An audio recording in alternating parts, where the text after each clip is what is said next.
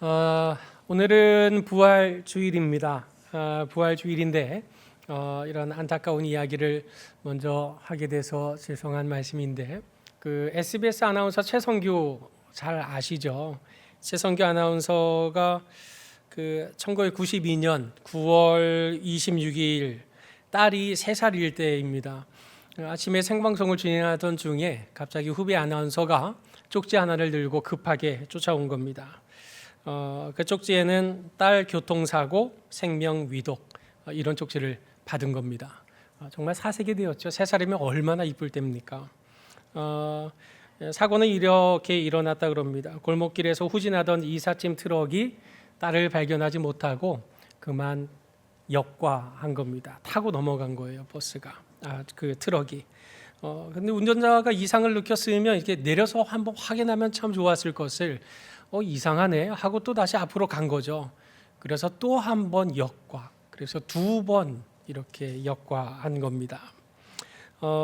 이 참사 속에 현장에서 딸은 다량의 피를 토해냈고 그 자리에서 그 즉사 판정을 받게 된 겁니다.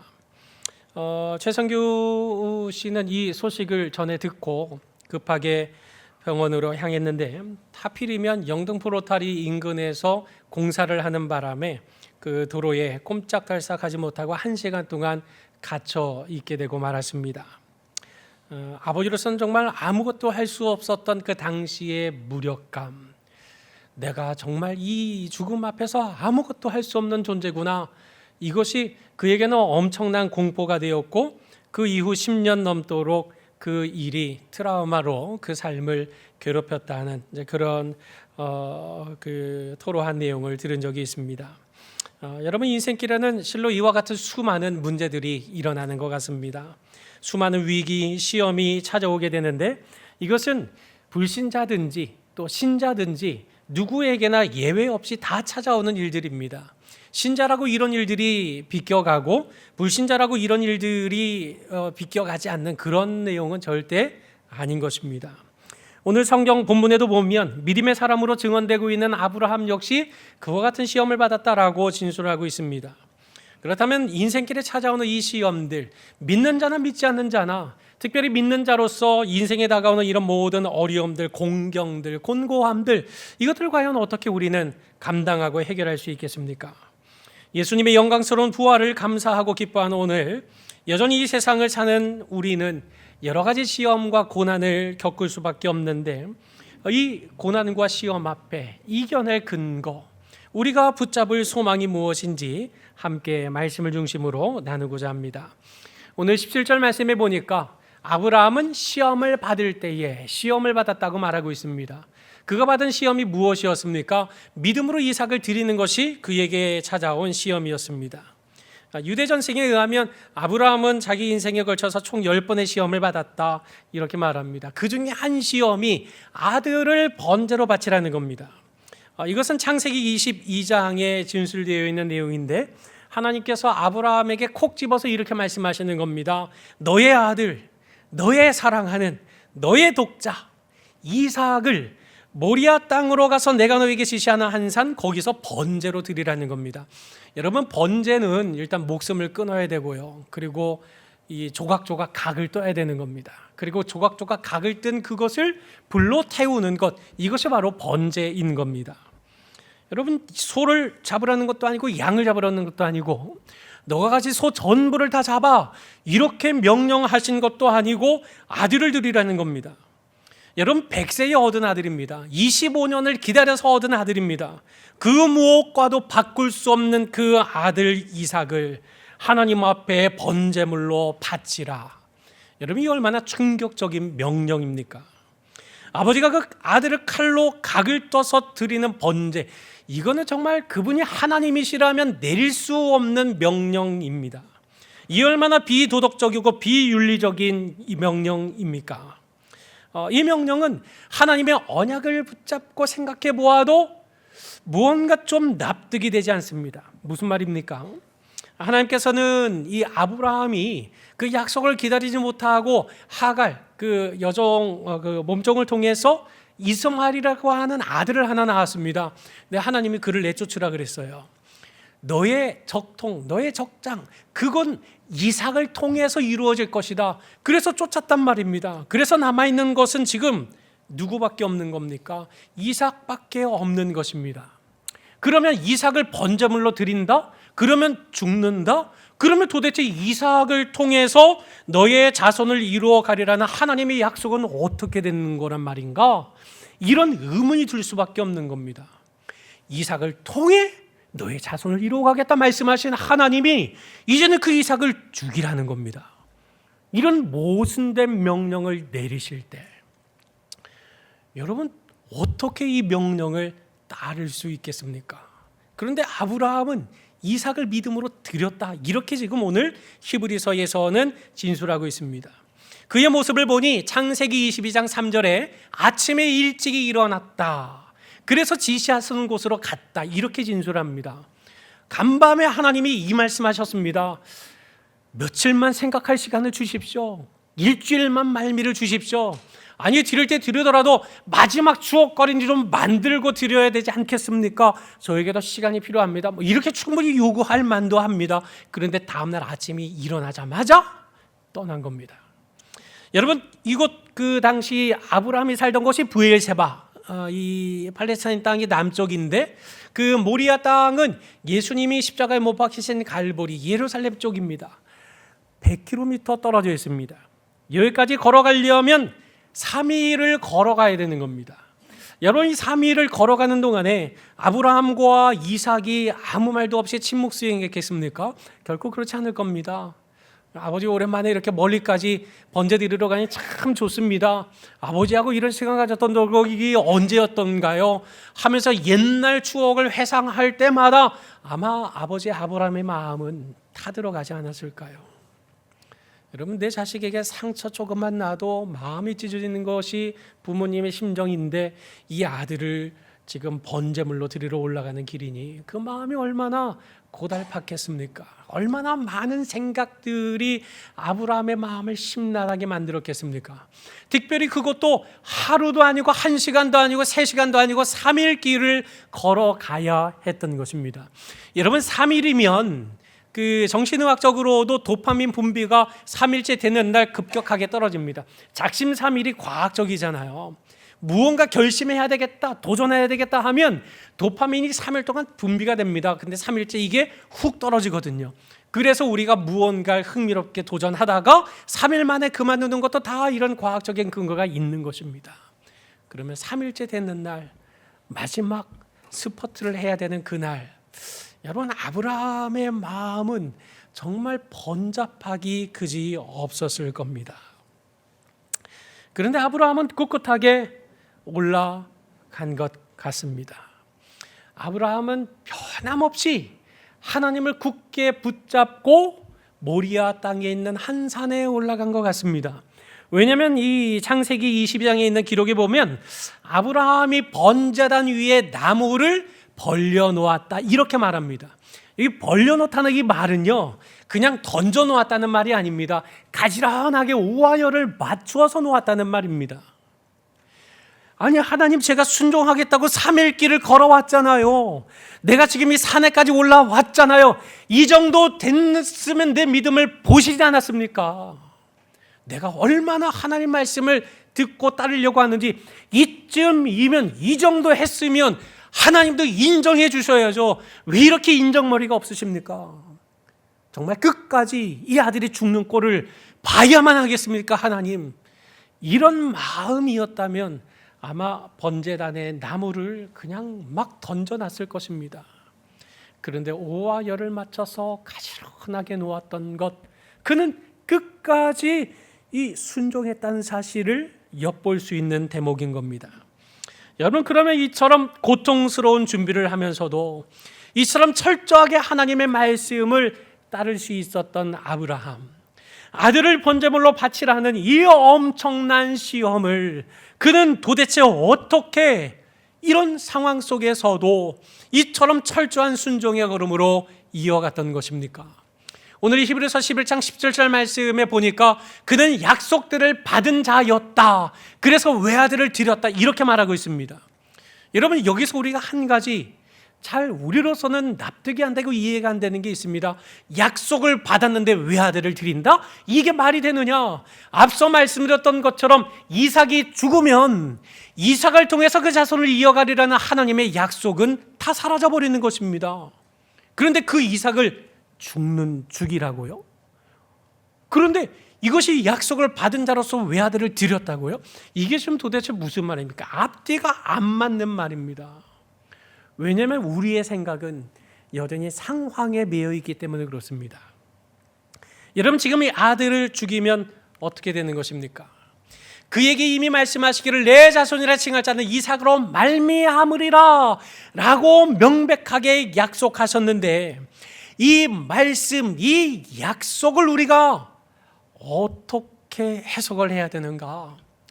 하나님이 능히 이삭을 죽은 자 가운데서 다시 살리실 줄로 생각했다. 지금 히브리서는 이렇게 진술하고 있습니다. 이게 지금 무슨 말이냐면요, 아브라함은 이삭을 죽이는 상황을 붙잡고 하나님을 본 것이 아닙니다. 여러분, 믿음이라고 하는 것은 내게 주어진 상황을 붙잡고 하나님을 보는 것이 아닙니다. 믿음은 무엇입니까? 하나님의 약속을 붙잡고 상황을 보는 것이 믿음이라는 겁니다. 이게 무슨 말인가 하면, 여러분, 지금 이삭이 죽으면 끝이다. 이거는 내게 주어진 상황입니다. 이삭이 죽으면 끝인데 나는 너무 두렵습니다. 내 느낌이죠. 내 감정이죠. 내 생각입니다. 이것을 가지고 하나님을 보면 하나님을 왜곡하게 됩니다.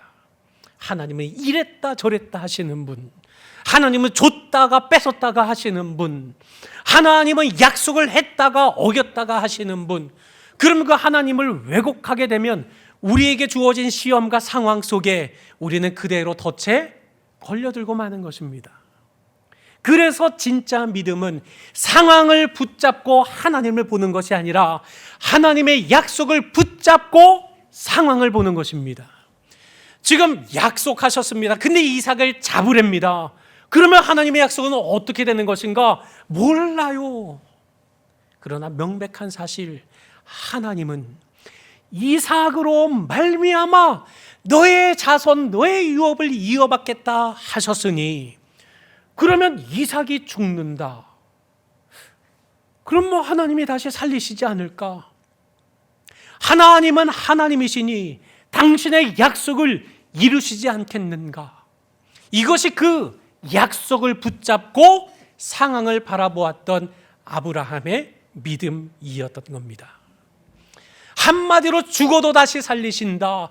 부활신앙, 부활에 대한 믿음이 그로 하여금 이 어마어마한 시험을 감당하게 했다. 이 어마어마한 상황을 기꺼이 수용하게 했다라는 사실을 오늘 말씀을 통해 우리는 발견하게 되는 것입니다. 여러분, 아브라함은 창조를 경험했고 부활을 경험한 사람으로 보통 해석합니다. 그의 나이 100세 때 이삭을 얻었습니다. 그의 아내가 여자로서 아이를 가질 수 없는 나이의 아이를 가진 거란 말이죠.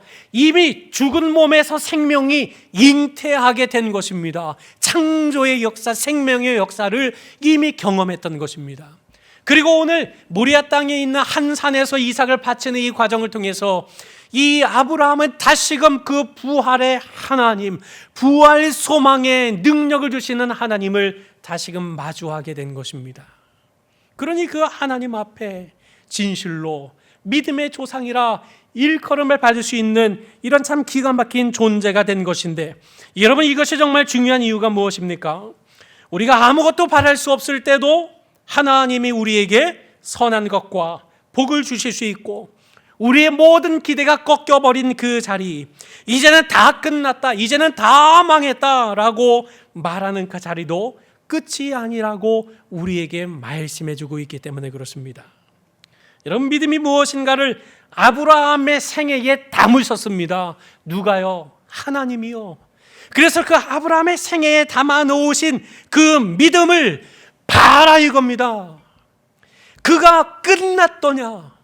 이삭을 바치러 번제물로 올리겠다고 올라갔는데 하나님의 말씀, 하나님의 약속 그거 붙잡고 끝까지 따라갔더니 진짜 끝장이 났더냐? 아니다. 나는 약속을 반드시 이룬다. 나는 너희들로 살게 한다. 이 사실을 아브라함을 통해서 하나님은 우리에게 명명백백하게 보여주고 계시는 것입니다. 여러분, 인생 삶의 걸음을 옮기는 중에 어떤 어려움과 어떤 시련과 어떤 시험 앞에 놓여 계십니까? 분명한 사실, 그 자리가 끝이 아니라는 겁니다.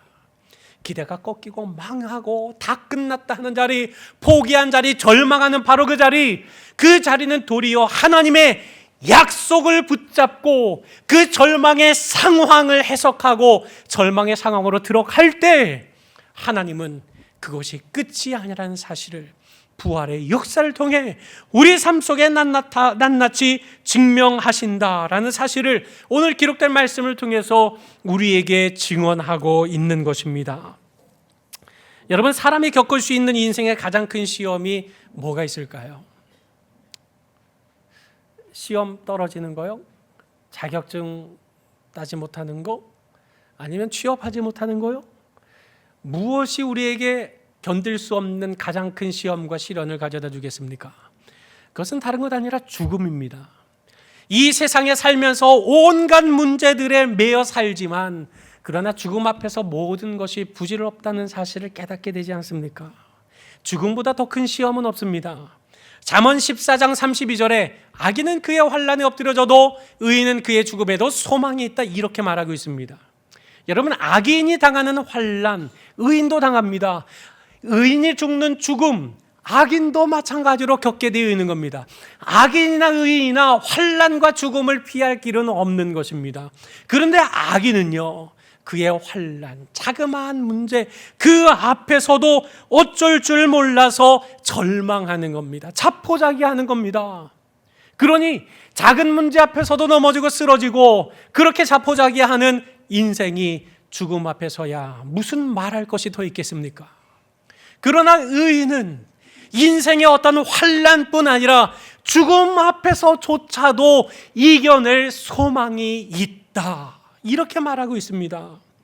여러분은 의인이 그의 죽음 앞에도 소망이 있다. 여기서 말하는 그 소망은 바로 피난처 안식처를 말하는 것입니다. 그 피난처 안식처가 무엇을 말하는 것입니까? 주 안에 있는 자는 죽어도 산다. 살아도 주를 위하여 살고 죽어도 주를 위하여 죽으면 그 인생은 하나님이 영원한 부활로 책임지신다라는 이런 부활의 소망이 있으니 의인은 말씀하신 바대로 죽음에서조차도 소망을 놓칠 수 없는 존재, 그것이 바로 우리 모든 신자들이다라고 명백하게 성경 곳곳에서 증언하고 있지 않습니까?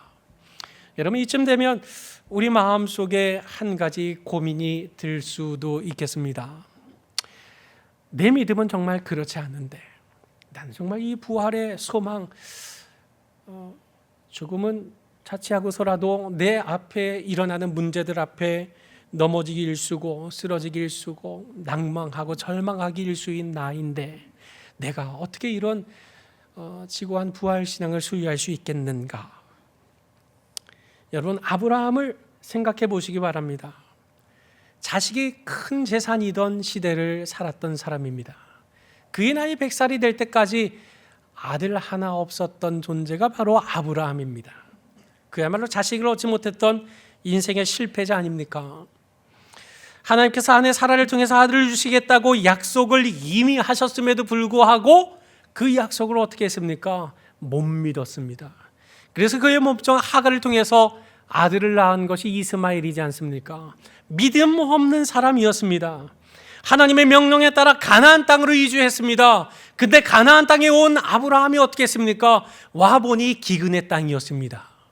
약속의 땅, 본토 친척 아비집까지 버리겠다고 결심하고 결단하고 거기까지 왔던 아브라함인데 그 땅을 버리고 애굽으로 피난했던 사람, 그가 바로 믿음 없는 사람 아브라함이었습니다. 그 땅에 가서 많은 사람들이 아내의 미모에 반해서 나를 죽이고 아내를 뺏어갈까 봐 당신은 내 누이라고 말하라고 이렇게 말할 만큼 겁쟁이였던 사람, 신앙의 지조가 없는 한심한 인간, 여러분, 그가 아브라함이었습니다. 근데 그와 같은 아브라함을 누가 이렇게 믿음의 조상으로 만드신 것입니까? 낳을 수 없는 그에게 찾아가셔서 그에게 이삭이라고 하는 생명을 잉태하게 하셨고, 그의 믿음으로는 감당치 못할 모리아 땅에서의 역사를 하나님께서 이루어 주셔서 하나님이 그의 인생을 부활로 묶어 놓으신 까닭에 그가 바로 진정 하나님 앞에 믿음의 조상의 일컬음을 받는 그런 자리까지 이르게 되지 않았습니까? 여러분, 성경에 대표적으로 나타나는 인물 사도 바울도 마찬가지입니다. 그가 어떤 인물입니까? 예수님을 부정했습니다. 자기와 반대 의사를 가졌던 사람들을 돌로 쳐 죽인 살인자, 독불장군이었습니다. 세상에서 자기가 가장 잘났고 자기만 옳다고 생각하는 그야말로 철부지 인생이었습니다. 그처럼 형편없는 그에게 주님이 찾아와 주셨습니다.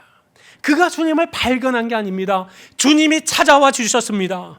그리고 주님께서 자신을 살리기 위해 진이 피 흘려 돌아가셨음을 그에게 다 알려주신 것입니다. 그 사랑, 그 은혜를 깨닫게 된 사도 바울의 인생이 어떻게 변화되었습니까? 주님 때문에 날아오는 돌멩이에 자신의 몸을 내놓습니다. 그의 사랑의 증인이 되기 위해서 참수형마저 두려워하지 않는 존재가 되었습니다. 주님의 그 사랑의 종착역은 부활이요 영원한 생명임을 깨달았기 때문이지 않습니까? 여러분, 그렇다면 오늘 우리에게도 소망이 있지 않습니까? 우리가 젊은 시절 바울같이 독불장군이요 철부지 인간이면서 심지어 사람을 죽인 살인자라 할지라도 주님 안에 거하기만 하면, 애굽으로 도망가고 하나님의 약속을 받았지만 여정과의 몸종을 통해서 또 아들을 만들려고 애를 썼던 그런 믿음 없는 아브람과 같은 그런 때를 통과하는 우리들이지만, 그러나 그럼에도 불구하고 주님이 우리 삶에 찾아오시고 우리가 주님 안에 거하기만 한다면 우리도 그 주님 안에서 믿음의 조상이 될 수 있고 그 주님 안에서 얼마든지 위대한 바울이 될 수 있는 것 아니겠습니까? 여러분, 40년 동안이나 실패자로 살다가 위대한 출애굽의 지도자가 된 모세가 될 수도 있습니다. 남의 유부존을 빼앗은 불안당이었으면서도 이스라엘의 가장 최고의 성군이 되었던 다윗이 될 수도 있는 것입니다. 예수님의 면전에서 예수님을 모른다고 3번씩이나 부인했던 그 베드로가 주님의 수제자가 되었던 것처럼, 여러분, 형편없는 나여도 주님의 은혜, 그 크신 사랑 안에 거한다면 우리도 이렇게 변화될 수 있는 것입니다. 왜냐하면 내가 위대해서가 아니라 하나님이 위대하시기 때문에 그렇습니다. 우리를 부활시키실 그 하나님의 위대하신 능력이 내 삶을 가득 채우신다면, 주님께서 그 놀라운 은혜와 부활의 소망으로 우리의 삶을 채우신다면, 여러분, 우리 모두도 그처럼 위대한 믿음의 사람으로 이 땅 위에 서서 주님 영광 찬미하며 살 수 있다는 사실을 오늘 기록된 말씀을 통해서 우리에게 알려주고 있는 것입니다. 사랑하는 서부경의 성도 여러분, 앞서 서두에 그 최성규 아나운서의 말씀을 드렸는데요, 응급실에 도착했습니다. 가까스로 이민호는 탱탱 부어 있었고, 응급실에 도착했을 때 이 딸은 이미 하얀 천에 덮여 있었습니다. 최성규 씨는 절망 속에서 딸을 품에 안았습니다. 이 천을 걷어내고 이 딸을 향해서 미안하다, 우리 집에 가자 하고 펑펑 울면서 오열을 하게 되었습니다. 그러던 중 아이에게 온기가 있는데 이걸 느끼게 된 겁니다. 그리고 아주 미세한 움직임이 느껴지게 되었습니다. 소리치기 시작했습니다. 우리 딸 죽지 않았다고, 살았다고. 근데 의료진들은 외면하고 가족들은 이제 그만합시다 하고 이 최성규 아나운서를 만류했던 것입니다. 그런데 그때 최성규 씨는 딸의 목에 무언가 걸려있는 듯한 그런 소리를 확인하게 됐고, 입을 벌려서 그 피를 토할 때 이렇게 피가 응고된 것이 밤톨만한 게 목을 가로막고 있었는데 그걸 입을 벌려서 끄집어냈습니다. 그랬더니 이 아이가 아주 미세하게 숨을 쉬기 시작했고, 그 순간 아이의 호흡이 돌아온 것을 확인할 수 있었고, 그리고 중환자실에서 무려 2년 동안이나 치료를 받은 끝에 건강을 회복하고 호주로 이민을 갔다가 얼마 전에 이렇게 결혼했다는 이런 참 기쁜 소식을 듣게 되었습니다. 다행하게도 그는 잃어버린 딸을 되찾게 되었지만, 이처럼 해피엔딩으로만 끝나는 것처럼 보이는 시험들만 있는 것은 아니지 않습니까? 아브라함도 이삭의 결박을 통해 시험을 받고 있었습니다. 그의 시험 역시 해피엔딩으로 끝났지만, 실상 우리의 삶 속에 다가오는 수많은 시험들, 이것들은 참 우리를 공고하게 만들고 괴롭게 만들고 너무나도 힘들고 어렵게 만드는 상황들을 자주자주 맞이하게 됩니다. 도무지 끝이 없는 터널 속에 갇혀 있는 것만 같고, 도무지 소망이 없는 어둠에 갇혀 있는 것과 같은 느낌을 받을 때가 참 많이 있습니다. 그러나 여러분, 상황을 통해 우리가 믿음을 가지려고 하면 우리는 언제든지 하나님을 왜곡하게 되는 것입니다. 상황이 아니라 하나님의 약속을 붙잡을 때 비로소 그 모든 시험과 시련의 돌파구가 마련되는 것입니다. 절망과 죽음의 터널을 지나갈 유일한 돌파구, 그건 부활의 소망을 약속하신 하나님의 말씀 안에 있는 것입니다. 여러분, 하나님은 산자의 하나님이십니다. 죽은 자의 하나님이 아니십니다. 그런 까닭에 그 하나님께서는 오늘 우리로 하여금 주 안에서 살도록 어린 양 되신 예수 그리스도를 우리에게 내어주신 것입니다. 그분께서 우리를 위해 자신의 아들까지도 아끼지 않고 내어주셨다면 그분이 우리가 살게 하시기 위해 그 무엇을 더 아끼실 것이 있단 말입니까? 주와 함께 우리가 죽었다면 주와 함께 다시 살 것은 너무나도 자명한 사실이기에, 주님의 죽으심을 따라 우리도 자기를 부인하고 십자가를 지면 우리도 주님과 함께 영광스러운 부활에 동참하게 될 것, 이것이 오늘 부활주일에 하나님 앞에 우리가 마음에 새겨야 할 이 복된 말씀인 것입니다. 그러므로 부활신앙을 믿음으로써 세상의 유혹과 의심을 이겨내는 성도들이 되시기를 바랍니다. 또한 부활신앙으로 끝까지 순종함으로써 하나님 나라와 이곳 서부경향에 진실로 기름같이 쓰임받는 우리 모든 하나님의 사람이 되시기를 주님의 이름으로 간절히 축원합니다.